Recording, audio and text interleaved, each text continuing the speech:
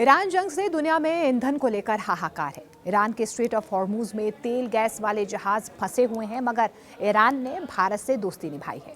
Hormuz से भारत के जहाज अब आसानी से आ रहे हैं। भारतीय झंडे वाले ये दोनों गैस वाले जहाज यानी कि शिवालिक जो पहुंच भी चुका है, और नंदा देवी हॉर्मूज से निकलकर अब भारत के तट पर पहुंचने वाले हैं। देखिए, शिवालिक आज पोर्ट पर पहुंच चुका है, लेकिन आपको बता दें कि जो नंदा देवी है उसके आने की उम्मीद कल तक जाहिर की जा रही है।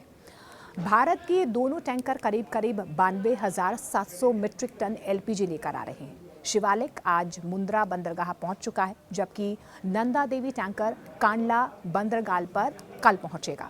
लेकिन अब सवाल है कि जब ईरान हॉर्मूज में ईंधन वाले जहाज़ों को निशाना बना रहा है, तो फिर भारत के झंडे वाले जहाज़ हॉर्मूज पार करके भारत कैसे आए? आखिर ईरान ने दोनों भारतीय टैंकर्स को हॉर्मूज के पास गुजरने की इजाज़त क्यों दी और कैसे दी? खुद विदेश मंत्री एस जयशंकर ने पर्दे के पीछे की पूरी कहानी बयां की है। तो देखिए, यहाँ पर आपको बता दें कि विदेश मंत्री एस जयशंकर की माने तो ये सब ईरान और भारत के बीच बातचीत का नतीजा है। उन्होंने कहा कि बातचीत से ही ये कुछ नतीजे जो है वो निकल कर सामने आए हैं। इससे पहले 3 दौर की बातचीत हुई, फिर एक और दौर की यानी कि 4 दौर की बातचीत अब तक हो चुकी है और एक लगातार चलने वाली प्रक्रिया है। 2 भारतीय झंडे वाले जहाज़ों को हॉर्मूज जल डमरू मध्य से गुजरने की इजाज़त मिलने के कुछ दिनों के बाद विदेश मंत्री एस जयशंकर ने तेहरान के साथ सीधी बातचीत की है और तारीफ की है।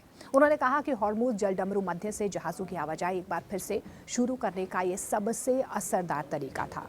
आपको बता दें कि बीते दिनों ही ईरान ने भारत के झंडे वाले 2 गैस टैंकर्स को हॉर्मूज जल डमरू मध्य यानी कि स्ट्रेट ऑफ हॉर्मूज से गुजरने की इजाज़त दे दी है। एस जयशंकर ने फाइनेंशियल टाइम्स को बताया है कि मैं इस समय उनसे बातचीत करने में लगा हुआ हूं और मेरी बातचीत से कुछ नतीजे जो हैं वो निकल रहे हैं। ये प्रक्रिया अभी भी जारी है। अगर इससे मुझे नतीजे मिल रहे हैं तो जाहिर सी बात है कि मैं इस पर काम करना जारी रखूंगा। उन्होंने आगे ये भी कहा है कि निश्चित रूप से भारत के नज़रिए से ये बेहतर है कि हम तर्क से काम लें, आपस में तालमेल बिठाएं और कोई समाधान निकालें।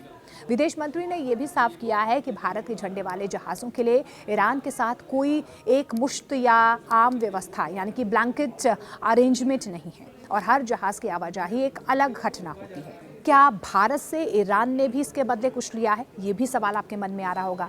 अब सवाल ये है कि क्या ईरान ने इसके बदले भारत से कुछ लिया है? उन्होंने इस बात से इनकार किया है कि इसके बदले में ईरान को कुछ मिला है। उन्होंने कहा कि दिल्ली और तेहरान के बीच आपस में लेन देन का एक लंबा इतिहास रहा है और इसी आधार पर मैंने उनसे बातचीत की, यानी कि एस जयशंकर की तरफ से ये कहा गया।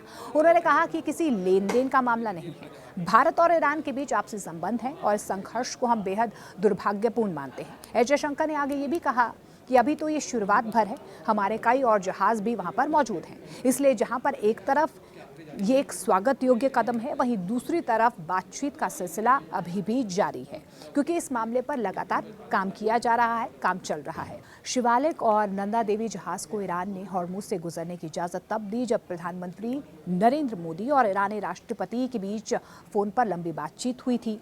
आपको ये भी बता दें कि इससे पहले प्रधानमंत्री नरेंद्र मोदी ने ईरान के राष्ट्रपति मसूद पेजेश्कियान से फ़ोन पर बातचीत की थी और सामान और ऊर्जा की आवाजाही यानी कि ट्रांजिट के मुद्दे पर चर्चा की थी। भारत के झंडे वाले ये दोनों टैंकर वाले जो जहाज़ हैं यानी कि शिवालिक जो आज पहुंच चुका है और नंदा देवी करीब आपको बता दें कि 92,700 मीट्रिक टन एलपीजी लेकर आ रहे हैं। आपको ये भी बता दें कि हॉर्मूज की फारस की खाड़ी को अरब सागर से जोड़ने वाला एकमात्र समुद्री रास्ता है। मिडल ईस्ट में जारी तनाव और समुद्री हमलों के बीच भारत के लिए एक बहुत बड़ी राहत की खबर है, अच्छे संकेत हैं। स्ट्रेट ऑफ हॉर्मूज यानी कि हॉर्मूज जल डमरू मध्य जो दुनिया के सबसे अहम तेल मार्गों में से एक माना जाता है, वहां से ईरान ने 2 भारतीय झंडे वाले जहाज़ों को सुरक्षित गुजरने की इजाज़त दे दी है। ये वही रास्ता है जहां से दुनिया के बड़े हिस्से का कच्चा तेल गुजरता है और जंग के माहौल में यहाँ जहाज़ों की आवाजाही को लेकर भारी खतरा बना हुआ था। लेकिन भारत और ईरान के बीच हुई सीधी कूटनीतिक बातचीत के बाद स्थिति में राहत आई है।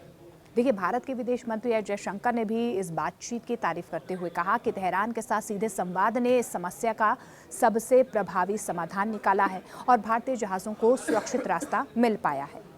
ईरान की तरफ से भी संकेत दिए गए हैं कि भारत के साथ ऊर्जा और व्यापारिक रिश्तों को नुकसान नहीं पहुंचने दिया जाएगा।